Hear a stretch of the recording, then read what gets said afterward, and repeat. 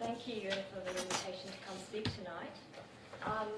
By way of a few opening remarks, let me just say a few things about the society. I was particularly encouraged to see societies like ALSPA taking legal theory out into the field and making it more accessible to students and professionals alike.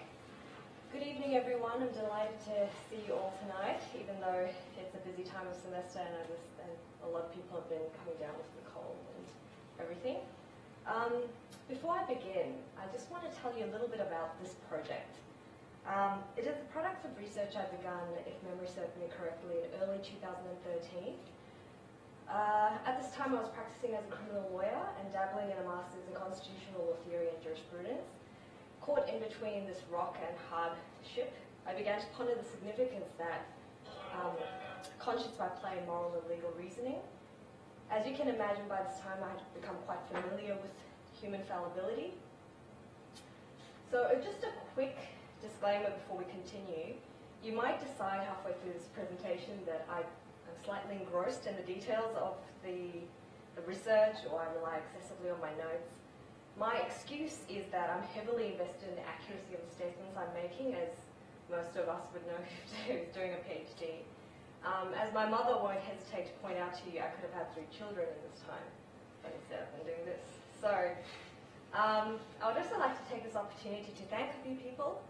It's very rare that I do get this kind of forum. So it's true that I've benefited greatly from some of the discussions with my students, friends, colleagues. I have not time to mention each of you specifically, but I do hope you know who you are. I will, however, venture to mention a few who have been especially generous with their time and insight. Professor Jonathan Crowe and Professor Nicholas Oroni have been with me since the inception of this project, and always leaving their doors open to my inchoate thoughts and incomplete drafts.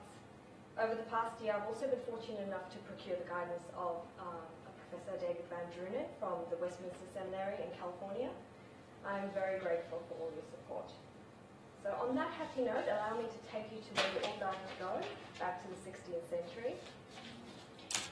Before we delve in, I just want to begin by framing the issue by reference to a little anecdote. In the early 20th century, Times of London sent out an inquiry to several prominent authors and social commentators, asking them to diagnose what was wrong with the world. The famous English writer G.K. Chesterton responded quite simply, or was rumoured to have responded, "I am." Regardless of its reliability, this apocryphal highlights a rather uncomfortable assumption underlying social and philosophical inquiry. We are what is wrong with the world. The fact that flawed human nature is the common starting point for social theories is therefore not news. Fallible human beings engage in political and legal life, and this necessarily implicates each one of us in the perennial questions that pertain to us simply because we're human. What is the good life? What things are so innately good that they must be pursued by force if necessary? What things are so inherently evil that they require prohibition by force if necessary?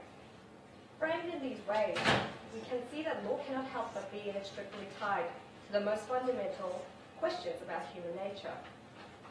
So for those who are not familiar with jurisprudential terms, I'll just explain to you quickly what natural law theory entails. Basically, natural law claims that there are fundamental and evaluative connections between the universe, human nature, and morality. In legal terms, it holds that the validity of law necessarily depends on its normative status or moral content. Such a theory in turn presupposes 3 basic things.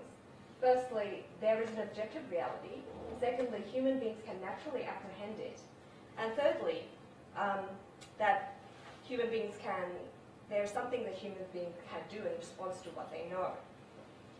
So there's no surprise that the issue of human nature has become the battleground for natural law theories in recent years.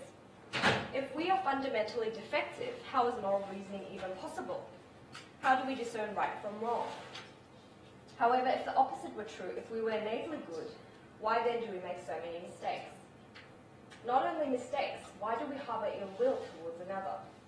The fact is that the single most consistent theme in human history, and I don't think any of us would dispute this, is our own corruption. C.S. Lewis correctly observed that the 2 opposite but related preoccupations in the 16th century were that perhaps man can do everything, perhaps he can do nothing. and that these rival ideas have continued to rule the modern age, the pendulum swinging between these two metaphysical extremes in scientific, theologic, ethical, and even legal thought. So, my graphics design skills are clearly not that impressive. However, it took me a few hours to do this, so bear with me as I explain this graph. Basically, I was trying to illustrate to you that there is like a connection between human nature, the idea of moral agency, the idea of moral accountability, and external moral norms, and how all of these kind of come together. It's hard to explain off the cuff, but we'll explore it when I go deeper into the discussion. But conscience plays a vital role, in my opinion, and in Calvin's opinion, as a mechanism by which human nature can be connected to these external moral norms without compromising this idea of moral accountability or moral agency. So in this particular backdrop, the perennial question for Protestant natural law has been whether a theory of moral law grounded in human nature is even possible given the sheer extent of human depravity after the fall. And I'll go into some Christian accounts because these are the presuppositions of Calvin. But by Christian accounts, traditionally, humanity was created good but became defective as a consequence of the first sin. Genesis in the Bible narrates that in the beginning God formed man from the dust and breathed into his nostrils the breath of life. Human beings created in divine image go on to commit the first act of sin, rendering all human nature corrupted thereafter. This is known colloquially as the fall of man, and this ensuing corruption extends to all innate human faculties, including reason. In this context, total human depravity is a central doctrine for Reformed theology, and asserts that due to this introduction of sin, no part of the person is without the need for grace. In Reformed natural law specifically speaking, the vexed issue is whether the scripture offers a sufficient basis for moral agency after the fall. So in contemporary times, natural law theories have centered upon human reason as the necessary means by which humans can apprehend the natural law or external moral norms. It's easy to understand why. An anthropology that retains some confidence in human reason more readily accommodates the assertion that humans naturally possess the ability to know and pursue objective moral truths. However, that being said, overly optimistic accounts of human nature come at the risk of diminishing human moral accountability, not to mention detract from the objectivity of the norms themselves, and we will discuss this in more depth when we examine the idea of conscience later. Basically, too much confidence in human moral reasoning by confusing defective human nature with higher moral norms render the latter untenable. A similar fate applies to pessimistic accounts of human reason. A natural law theory that holds that human reason retains absolutely no apprehension of the moral good completely undermines the moral agency of human beings.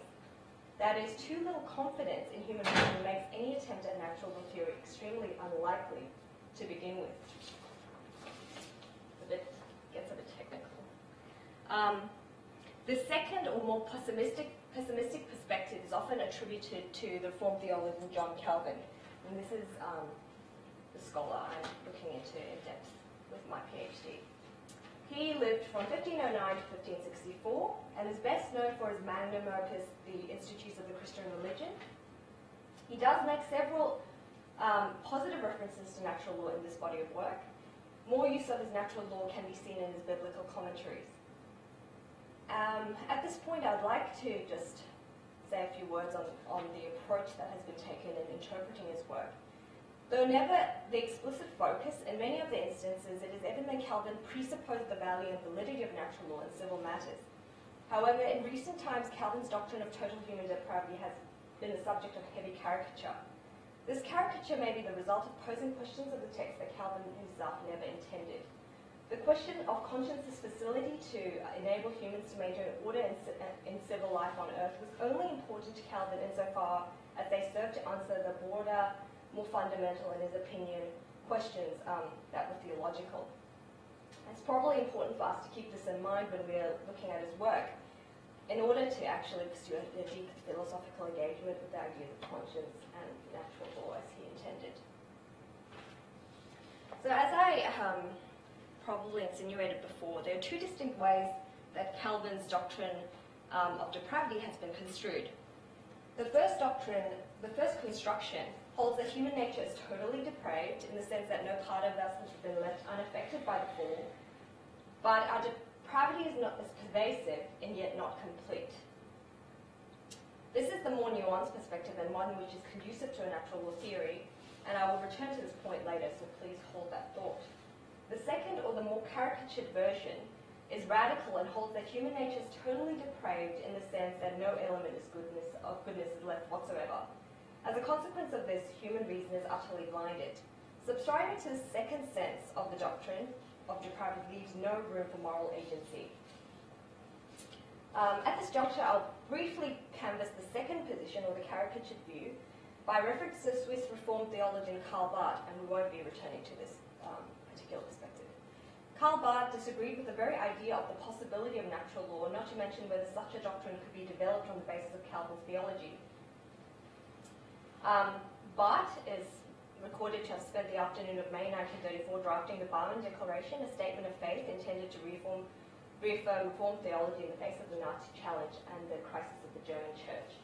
The German evangelical church had sided with the Nazi regime, and as the historian Clifford Green observed, to the extent that the swastika and the cross were to be welded together. In his bitter disillusionment at these turn of events, Barth, fortified by strong coffee and one or two Brazil cigars, vigorously denied any claim that God had revealed innate truth in reason, in conscience, in the emotion, in history, in nature, and in culture and its achievements and developments. In short, Barth rejected any and all pretensions to the reliability of human reason in theological, political, or moral matters. This prominence of Barthianism in the last century has meant, in practical terms, the very explicit jettisoning of this reformed natural law tradition from politics and ethics. However, notwithstanding the preponderance of such uncompromising caricatures of Calvin's anthropology, it's probably the purpose of my research to show that there's an intimation of the possibility of natural law within Calvin's works. And this finally brings me to the purpose, the central aims of my paper. My paper maintains that, contrary to first impressions, John Calvin's doctrine of depravity represents the middle ground between two metaphysical extremes in the natural law context. In the beginning, human nature was designed to have perfect access to reason as reflective of the divine image, or in Latin terms, the imago Dei.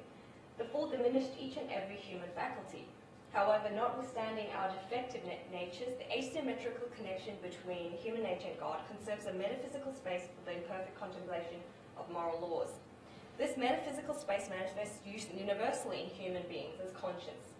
Throughout his writings, Calvin refers to conscience as a spark that still shines through the thicket of human depravity. By attributing this illuminated space of human reason wholly to God's grace, Calvin's doctrine of extensive human depravity holds human beings accountable to transcendent moral standards. The conscience, in turn, grounds moral agency to moral norms firmly in human nature.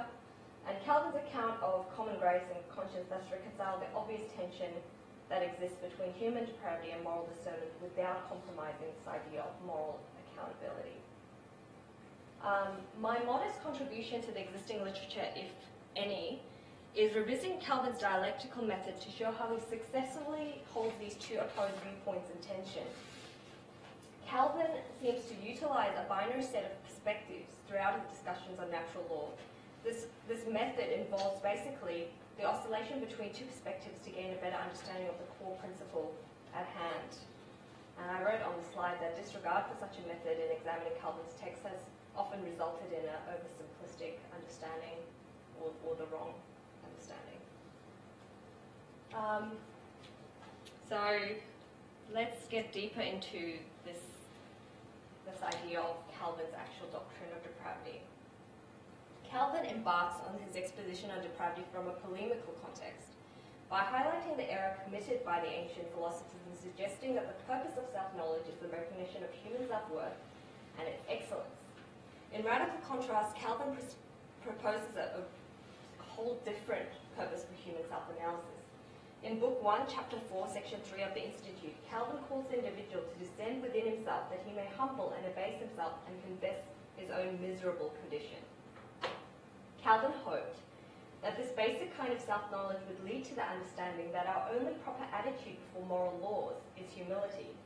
In this way, Calvin meant by awareness of sin to serve as the prerequisite for an aspiration towards higher normative standards. Calvin emphasizes that the limits of humans' moral capacity vary significantly with the object of consideration.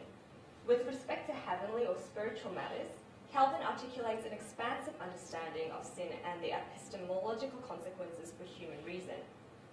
He writes, "The mind of man is so entirely alienated from the righteousness of God that he cannot conceive desire or design anything good. From this perspective, the symptom of degenerate human nature is erroneous judgments, but this propensity to error is not the primary reason for futility. In fact, impiety is the main basis for reason's futility. Defective consciences invariably divert reason's power of judgment from their divinely appointed end. The inherent fallibility of human reason is due to the fallibility of humans themselves, and not merely occasional defects or lapses in their reasoning process. From this perspective, human reason can never reach or acquire the righteousness necessary to attain spiritual salvation. However, Calvin goes on to claim human reason's efforts alone do not always become so worthless as to have no effect, especially when it turns the attention to things below. That is, in relation to civic affairs or earthly matters, Calvin's account of human reason claims the total perversion of the divine image, but not its total destruction. So whilst Calvin makes clear that unaided human reason can never attain spiritual salvation, and he never vacillates on this point, he maintains that humans possess wisdom in relation to earthly things. God's grace has allowed the preservation of human reason and intellect in respect to temporal objects, such as the liberal arts and sciences, as well as affairs of civil governance. He writes, "The human mind, however much fallen and perverted from its original integrity, is still adorned and invested with the admirable gifts. Though human reason is extensively impaired, this impairment is not so extensive that humans are not able to discern right from wrong. This dialectic between heavenly and earthly perspectives is what permits Calvin to argue both for the total inability of human reason to attain piety in the heavenly kingdom, but also maintain humankind's inexcusability before higher moral norms. On the universal duty of humankind to moral laws, Calvin states, if we think that any pretext for thoughtlessness, error, or ignorance will serve as an excuse, we are greatly deceived. For no excuse can be admitted, since experience teaches us that there is naturally implanted in man some knowledge of God, and that these truths are engraved in skeleton, that God governs our life, that he alone can remove us by death, and it is proper duty to aid and help us. And this leads Calvin's insistence that charging human reason with perpetual blindness so as to leave no intelligence of any description whatsoever is not only repugnant to the scripture but to common human experience. So in relation to civil life, Calvin maintains that apprehension of moral knowledge is ineradicable after the fall. The fact that some sparks still shine leaves no excuse for men engaging in ignorance in earthly affairs, such a dialectic card not only establishes natural human awareness of their moral duties, or as Calvin puts it, rules for the right conduct of life. And with all that background knowledge, if you can hold that, we'll look at the idea of conscience finally. I thought that the best place to start explaining this idea of conscience would be from a contemporary understanding of conscience, so that I can tease out some of the more subtle nuances of Calvin's own formulations. So Professor Oliver O'Donovan recently observed that the modern understanding of conscience defines it as the whole faculty of moral understanding and self-direction. In so doing, contemporary ideas of conscience render the separation of reason and will normative. So how to explain that is, basically, it denies the presence of sin or fallibility in human nature. We make conscience part and parcel of depraved human nature. How do we ensure that conscience is still affixed to our natural person, whilst at the same time being held accountable to a moral system that is external to ourselves, so separate to our depravity? In this context, there's at least two implications of a neutered conception of conscience. Firstly, what happens is that by accepting wholesale that kind of idea of conscience as part and parcel of our depravity, we sever the conscience from a connection to an external moral system, like natural law. This reduces a seared conscience or feelings of guilt to be mere symptoms of an ailing emotional state, something that's negative and unwanted. The conscience loses its potential to lead individuals to self-awareness of their own fallibility. It follows from that where a conscience is disconnected from an external moral system, humans are no longer held accountable to high moral norms because they lack the natural ability to apprehend right from wrong. You cannot hold a culpable an agent who has no idea of the law to begin with. So let's turn now, in light of that, to Calvin's definition of conscience. Calvin reference to conscience are mostly contained in 1559 Institutes, in his last edition of the Institutes, in Book 3 and 4. He writes, "We men grasp the conception of things with a mind and understanding. They are said to know, from which the word knowledge is derived. Likewise, when men have an awareness of divine judgment adjoined to them as a witness, which does not let them hide their sins but arraigns them as guilty before the judgment seat, the awareness is called conscience. It is a certain mean between God and man, because it does not allow man to suppress within himself what he knows, but pursues him to the point of convicting him. Therefore, this awareness withholds man before God's judgment as a sort of guardian, appointed for man to note and spy out all his secrets, that nothing may be buried in darkness." According to Calvin, conscience is the action-guiding moral knowledge which is a constituent aspect of human nature. However, even as a faculty of human nature, unlike the modern construct we looked at before, Calvin's definition of conscience has specific reference to the laws of God and not human beings. Calvin reinforces this by emphasizing the gift of common grace that reconciles God with human beings, a connection previously ruptured by sin. Conscience's connection with an external moral system, so to speak, is made evident in Calvin's etymology. The word conscientia, from the Latin term scientia, meaning to know or knowledge, this knowledge is not in relation to another person, con, but with God himself. In this way, Calvin draws the following associations. Where works relate to human beings, the conscience refers to God. This priority on common grace is important to understanding Calvin's natural law for a couple of reasons.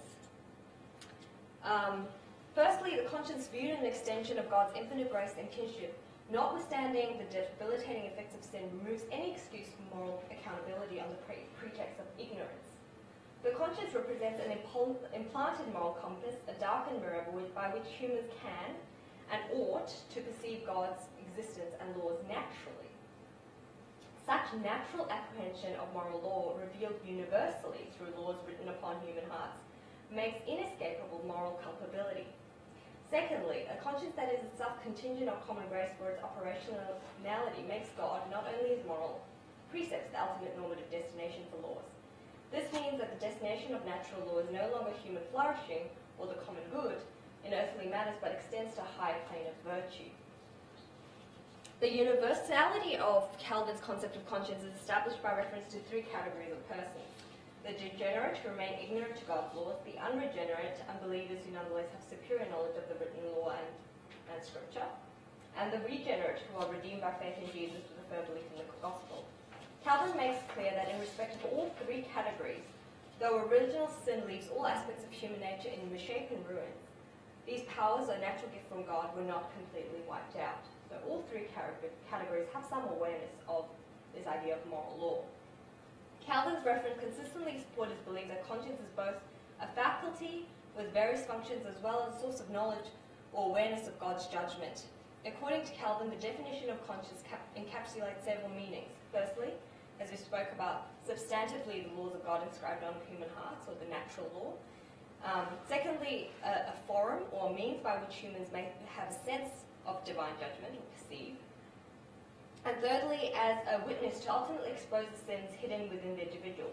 In its role as a witness, or as Calvin calls accuser before the judge's tribunal, these functions allow Calvin to argue that to acknowledge human depravity does not translate to obliterating the rudimentary moral sense in each person. So turning to the first aspect, Calvin's formulation of conscience arguably constitutes the ambit of his natural law claim. Calvin believed that natural moral knowledge was the remains of the divine image that survived the fall. As part of this knowledge, the moral law set out precepts of the second tablet of the Decalogue, or the Ten Commandments, is engraved upon the hearts of all in the form of an inward written law. Natural law is therefore the moral law that humans can know innately apart from the Word of God. Calvin claims that it would be absurd for God to hold humans accountable for commands that he did not make first known to them. And he affirms on this point, there is nothing more common than for a human to be sufficiently instructed in a right standard of conduct by natural law. In his commentaries on John, he observed that the light that enlightens every man does not refer only to those born again by the Spirit, but to the state of all human nature. Although this light is useless to the perception of spiritual things, the blindness does not extend to earthly matters. In other words, enough of reason remained in humans, a common light of nature, that enables them to know right from wrong. The function of this light is to allow us to have real knowledge of our own corruption. This self-awareness in turn renders humans inexcusable for high moral norms. Moving on, the second and third aspects of conscience refers to casuistic moral reasoning. That is moral reasoning that is situational or occurs case by case. In explaining these, it is little surprise that Calvin draws upon colourful judicial metaphors, given his extensive studies in Paris and Orleans. The second aspect, forum, alludes to conscience's main purpose as a neutral medium for moral judgment. Once again, this affirms the external source of this mechanism of conscience. In this sense, it is distinguishable from flawed human nature. Calvin writes, "This is the purpose of the common distinction between the earthly forum and the forum of conscience. While the whole world was shrouded in the densest darkness of ignorance, this tiny little spark of light remained, that men recognized man's conscience to be higher than all human judgments." So the conscience in this sense is not a judge that passes judgment, but a responder to a determination already made. Conscience sources its authority not from being the judge, but a neutral forum where actions are awaiting judgment. Such a rubric makes clear that conscience does not refer solely to the inner workings of human reason, but lays emphasis on the relationship between a human agent and an objective external judge.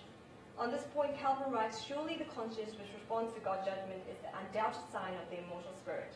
In this sense, conscience is the vehicle for activating the relationship between human beings and an objective moral system." This emphasizes the asymmetry and interdependence characterizing the connection between agent and the lawgiver. In the third sense, the conscience operates as an inner monitor which effectively frustrates any appeals to ignorance as a basis for innocence. Calvin describes conscience as an accuser, a worm, and a witness. The witness establishes beyond doubt that humans knowingly commit wrongdoing. In this way, conscience's operation links it directly to the awareness of every individual of their commission of wrong. Calvin claims that wicked people may laugh at the idea of God. However, this is sardonic laughter, for the worm of conscience, sharper than any catcher-rising iron, gnaws away within. In this specific sense, conscience not only presents the evidence before the judge, but also weighs it for its merits. By virtue of the first aspect of conscience, individuals are able to recognize general principles of morality, natural law. However, it is by this third aspect that the charges laid against us by our individual consciences, that no person, degenerate, unregenerate, or regenerate, can evade conviction of wrongdoing in every specific case. This third aspect ultimately has the effect of pacifying criticism on the basis that Calvin's natural law theory lacks action guiding moral force. So, to conclude all those findings, the formulation of conscience as an excuser cannot lead us to salvation, only to a recognition of the need. It is merely a seed of moral order planted in all human beings.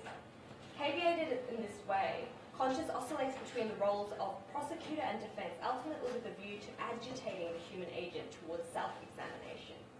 It follows then that such a formulation is strongly indicative of the connection between human agent and external moral order, providing authoritative basis for this for higher moral norms. Furthermore, the God-oriented aspect of conscience as a forum attests to a transcendent deontological framework within which the individual is ushered before God's judgment seat to be judged in accordance with his laws.